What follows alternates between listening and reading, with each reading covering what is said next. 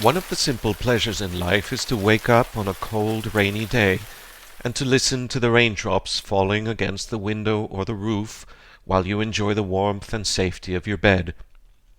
If you are lucky enough that it's also a holiday, then you can enjoy the luxury of turning over and falling back to sleep to the sound of the raindrops. Imagine, however, waking up on the same day and the raindrops aren't falling against the window but are hitting your face, because you have no roof, because you sleep on the streets, because you have no home. This 17th of December, a Brussels association called Infirmiers de Rue, which in English would be street nurses, is inviting people who do have a home to spend a night, or some hours, sleeping outside in their garden or balcony, or simply on the floor next to their bed, taking, of course, all the necessary precautions to ensure their personal health and safety during the cold hours.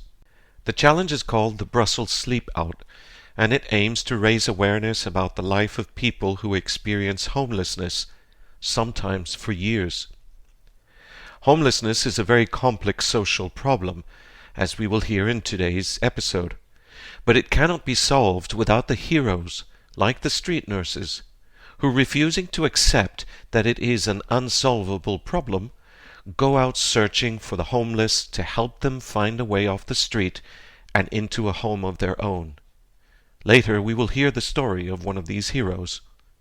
Also in today's letter, France's President Macron outlines his 3 goals to strengthen the EU. We hear what the youth want for the future, and integration, integration, integration, the answer to our migration anxieties. I'm Sean O'Kearney, and this is Letter from Brussels, written for the Liberal Mayors Network and the new Liberal Regional Ministers Network, as well as any other interested listeners, and brought to you by the Renew Europe Group in the European Committee of the Regions.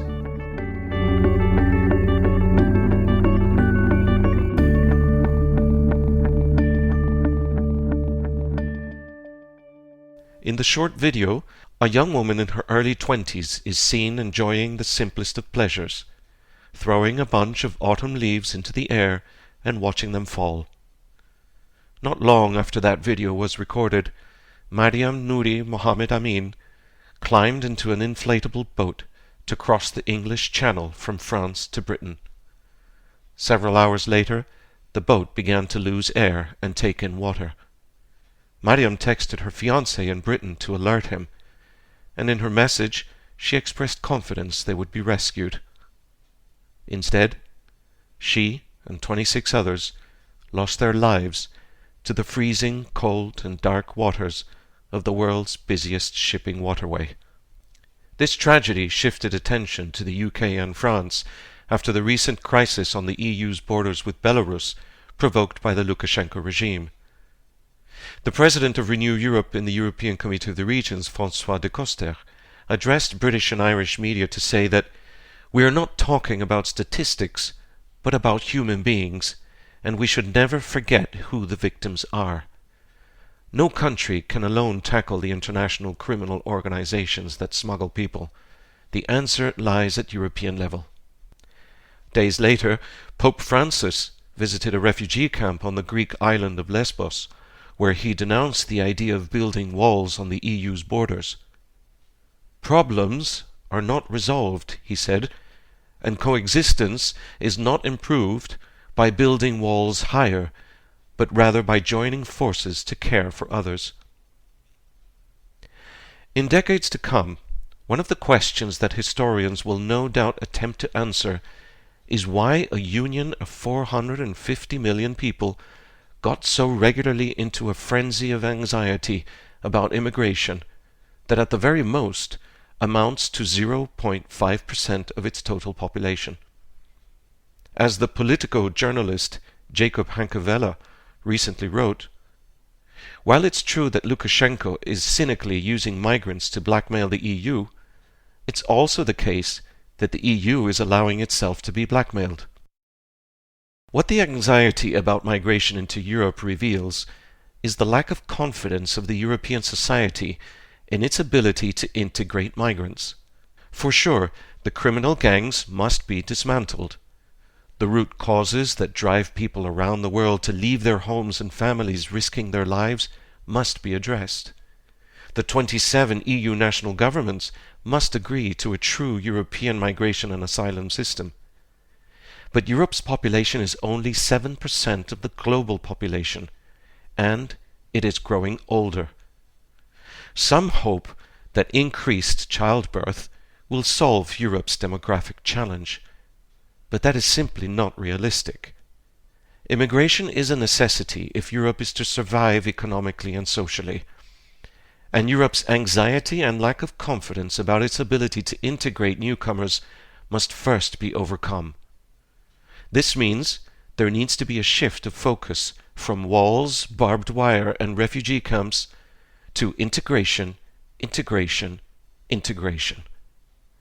And it's not like there aren't enough examples of successful integration policies, starting with those put in place by Renew Europe's president François de Coster in his own town of Saint-Omer, or those by our former president Bart Somers in his city of Mechelen.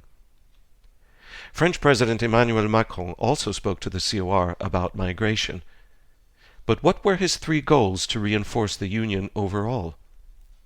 More about that, and also about the street nurse heroes in Brussels, in just a few minutes.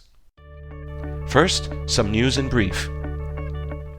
The president of the European Investment Bank, Werner Hoyer, was the guest speaker at the first summit of liberal regional ministers organized by Renew Europe in the COR.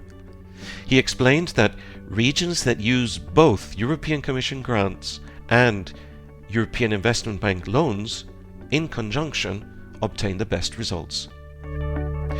2022 has been declared the European Year of Youth, and Renew Europe's Vytautas Grubliauskas, mayor of the Lithuanian city of Klaipėda, European Youth Capital 2021, spoke at the COR plenary about how his city has been transformed by the youth's engagement this year, with a significant increase in volunteering, and a clear commitment that no decisions will be taken concerning the youth without their involvement. The representative of LYMEC, the European Liberal Youth Organization, Ines Holziger, outlined proposals for boosting youth entrepreneurship, removing protectionist barriers to enter certain professions, and called for the voting age in European elections to be lowered to 16. And on the occasion of the French presidency of the EU, which starts on the 1st of January, Arnaud Michel, councillor of the French city of Arras, announced a new scheme inviting citizens to propose projects about their city and Europe, which could receive funding of up to €2,000.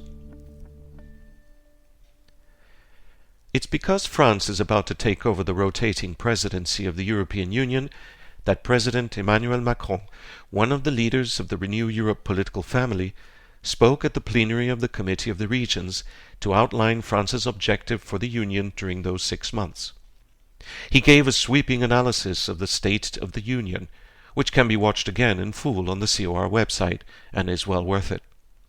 And he concluded going beyond the French presidency, outlining 3 key objectives for the medium term.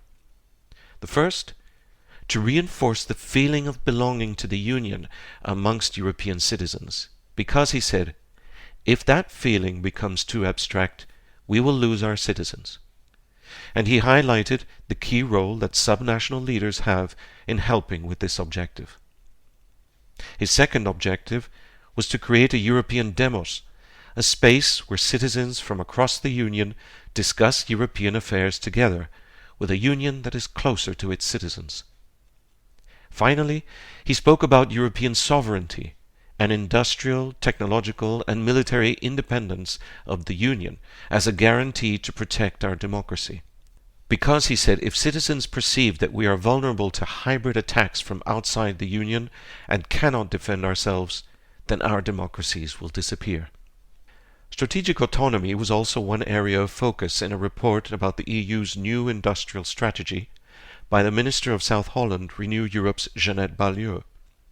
She cautioned that strategic autonomy must not be confused with isolationism or economic protectionism, and that in fact some industrial chains of production in Europe need to open up further and facilitate imports.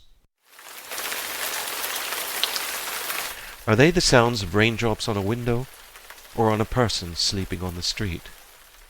Speaking at the COR plenary, European Commissioner for Jobs and Social Rights, Nicolas Schmit, explained that there are many drivers behind homelessness: low income, precarious jobs, mental health problems, drug addiction, and that homelessness takes on many forms: life on the streets, sleeping in shelters, or temporary accommodation. Renew Europe's Kate Feeney pointed out that the statistics don't tell the whole picture, as some people choose not to turn to emergency shelters. She highlighted the new approach of housing first, rather than treatment first, which aims to give people experiencing homelessness a home of their own as an integral part of their treatment, and that in her local authority of Dunleary Rathdown Council in Ireland, it has had a very promising initial success rate of 87%. Homelessness has many causes, and there isn't a one-size-fits-all solution. But what is clear is that it cannot be solved without the human touch, the social workers, who, like the street nurses of Brussels, seek out the people experiencing homelessness, look for their humanity to connect with, treating them with dignity, and slowly bringing them back off the streets. But who are these social workers who choose to do this work? Here is Doriane of the Street Nurses Association, in her own words. I have been working for street nurses for a few months now. When I talk about it, people often ask me if my job is not too difficult. I am always surprised by this question, and my answer is always the same. No, it's not too difficult. I am a social worker. I chose to be one. The relationships that are created with our patients make my work rich, exciting, and useful. Therefore, it's not my job that is difficult. What is too difficult are the conditions in which our patients live: the cold, the hunger, the insecurity, the loneliness, the lack of esteem, the lack of connection and recognition. What is too difficult is to see that many of the structures that are supposed to help them are not adapted to the reality of homeless people. What is too difficult is to notice how, in some cases, the simple fact of saying that they are homeless dehumanizes our patients. Sometimes we have to persuade the patients themselves that they are much more than that, because all too often they end up sticking to the label they are given. What is too difficult in the end is to realize the extent to which society creates inequalities that could be avoided if it gave itself the means for long-term reflection and sustainable action. But these difficulties are also the soil on which my motivation and determination are rooted, so that our patients, despite these obstacles, can regain their dignity, so that society can change its view, so that the end of homelessness is not just a utopia. Those are the words of Doriane, a social worker of the association Infirmières de Rue, the street nurses. Without people who have her determination and courage, homelessness cannot be solved, for they are the essential human connection between the world of those who sleep surrounded by four walls and a roof and the world of those who sleep on the street.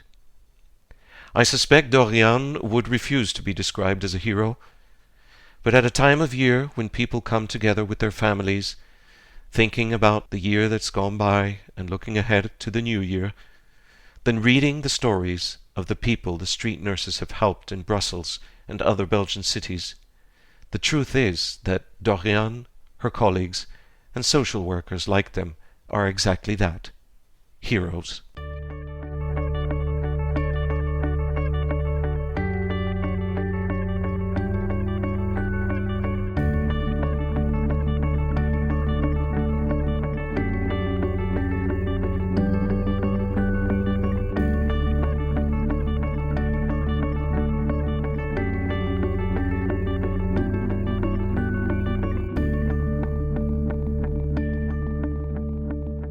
If you are enjoying this podcast, you can subscribe on most major podcast platforms, as well as on YouTube. If you can, do leave a review if you have a moment. It does help. And if you think others might enjoy this podcast, please don't hesitate to tell them about it. Thank you, and see you next year.